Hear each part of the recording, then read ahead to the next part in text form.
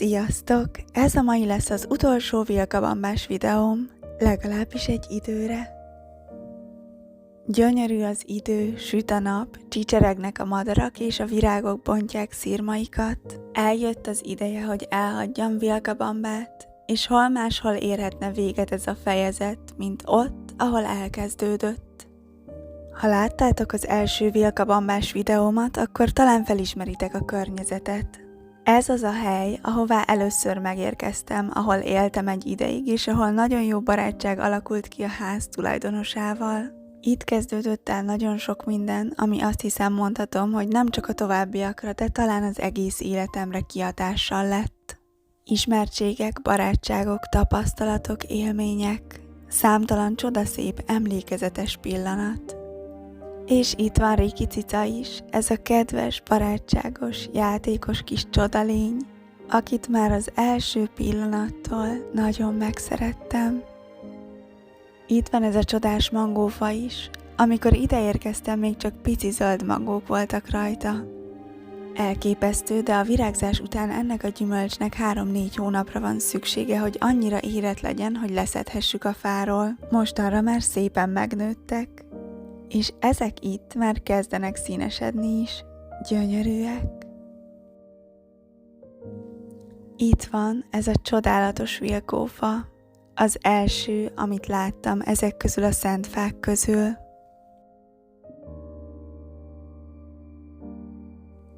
A kertet pedig gyönyörű, dús, élettel teli ajnövényzet borítja.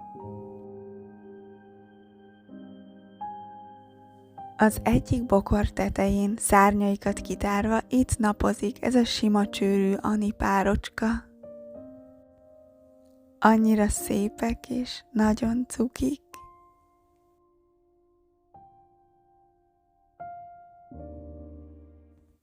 Rájöttem, hogy még nem mutattam meg nektek, hogy milyen is egy igazán érett kakaóbab termés.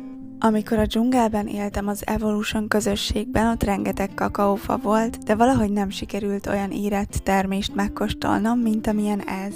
Szóval nézzük is meg! Látjátok, hogy szép pirosas narancsárgás a héja, a beugrásoknál citromsárgás csíkokkal, és ahogy félbevágom, ott van a gyümölcsús benne a magokkal.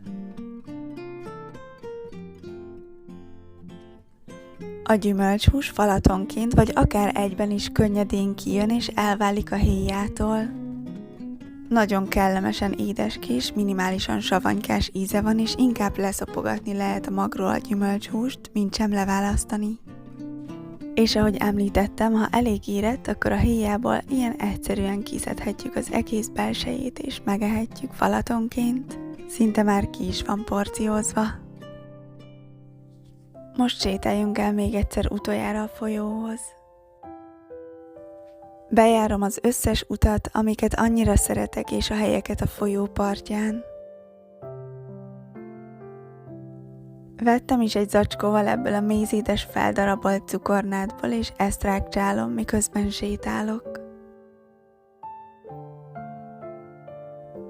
Hatalmas a víztömeg, ami most itt lezúdul, ezért nagyon zavaros a víz és erős a sodrása.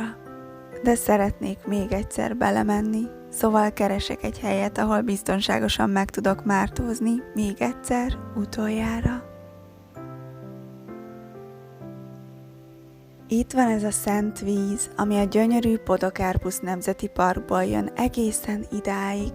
Meg annyi történet és esemény az, amit ez a zubogó áradat magával hoz és víz. Nem is tudom, hányszor láttam ezt a vizet gyönyörű, tiszta vízű folyónak.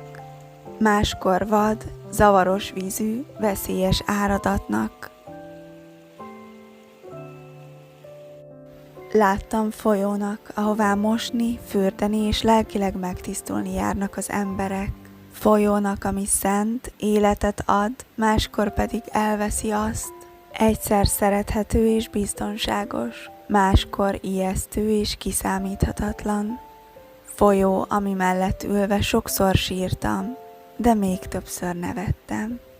Folyó, aminek a partján sétálva magamba mélyedhettem, és változások kezdődtek a gondolataimban, a testemben és a lelkemben. Folyó, ami abban kísért, hogy megtisztuljak, elengedjek és megnyugodjak. Folyó, akit egy kicsit megismerhettem.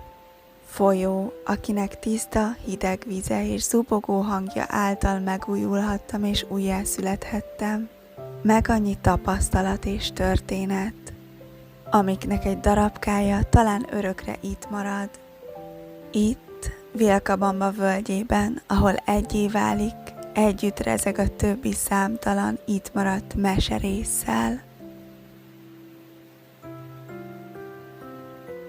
Végtelenül hálás vagyok az erőnek, ami ide hívott és itt tartott. A helyiek csak úgy hívják, Vilka mágnes. Ez az az érzés, ami annyira jó és magával ragadó, hogy nem tudsz és nem is akarsz innen elmenni hónapokig, évekig, vagy talán soha. Hálás vagyok a mindenségnek és mindenkinek, beleértve magamat is, hogy itt lehettem és élhettem, hogy ehhez minden körülmény megadatott, és hogy élhettem, és el tudtam fogadni, hogy éljek is a lehetőséggel. Hálás vagyok a gyönyörű természetnek, minden elemének, a legapróbbtól a leghatalmasabbig. Hálás vagyok a csodálatos állatoknak és embereknek, akiket itt megismerhettem és megszerethettem. Érzem, hogy minden szinten gyógyultam, és sok teher van, amit letehettem, és sok tapasztalat és megélés, ami által gazdagabb lettem. Egy részem mélységesen szomorú, és azt érzi, maradna még itt Vilkabambában, mert még nem volt elég az itt töltött idő. A lelkem szinte ordít, de az elmém mást mond, azt, hogy mennem kell.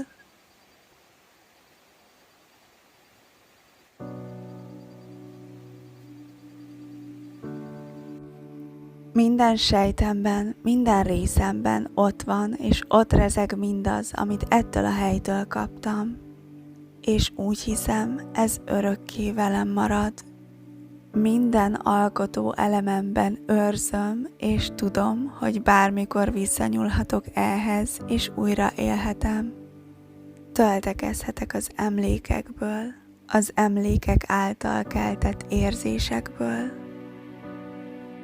Az érzések stimulálják az agyi és idegpályákat, így azon hormonok termelődését segítik, amelyekhez hozzá kapcsolódnak. A szeretet, a jóság és az öröm magjai bennünk szunnyadnak. Minden, amire figyelünk, amit táplálunk, azt éltetjük és él, amit nem gondozunk, az pedig elsorvad.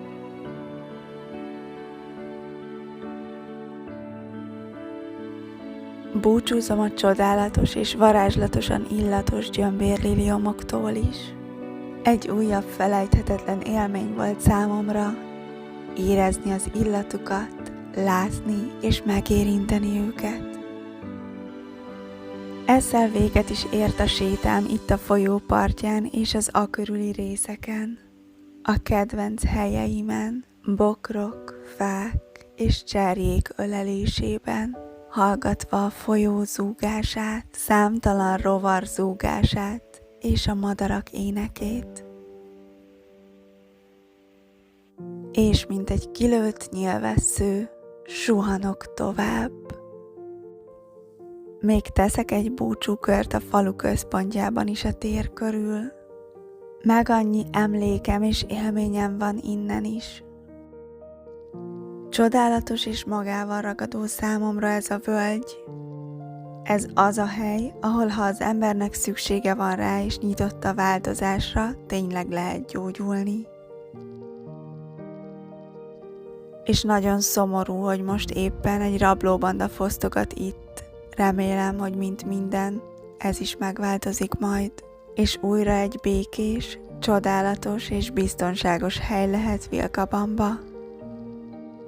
Azt még nem tudom, hogy örökre vagy csak egy időre búcsúzom, ez legyen majd a jövő meséje. Számtalan csodás emlékkel, hálával és szeretettel a szívemben köszönök el. Isten veled, Szent Fák völgye! Nektek pedig, kedves nézőim, köszönöm, hogy ma is velem tartottatok. Találkozunk csütörtökön, addig is legyenek csodaszép napjaitok. Sziasztok!